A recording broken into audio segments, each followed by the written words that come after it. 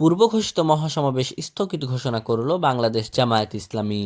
এর আগে আইন শৃঙ্খলা পরিস্থিতির অবনতি রোধ, জুলাই বিপ্লবের সাহসী যোদ্ধা ও পরিচিত মুখ, শহীদ শরীফ ওসমান বিন হাদি হত্যাকাণ্ডের সঙ্গে জড়িত খুনিসহ সকল সন্ত্রাসীকে গ্রেপ্তার করে বিচারের আওতায় আনা, অবৈধ অস্ত্র উদ্ধার করে সার্বিক জননিরাপত্তা নিশ্চিত করা এবং নতুন রাষ্ট্রকাঠামো বিনির্মাণে জুলাই সনদ বাস্তবায়নের জন্য আসন্ন গণভোটে হ্যাঁ জয়যুক্ত করতে জনগণকে উদ্বুদ্ধ করার লক্ষ্যে ৩ জানুয়ারি ২০২৬ রাজধানী ঢাকার ঐতিহাসিক সোহরাওয়ার্দী উদ্যানে মহাসমাবেশের ঘোষণা দিয়েছিল দলটি।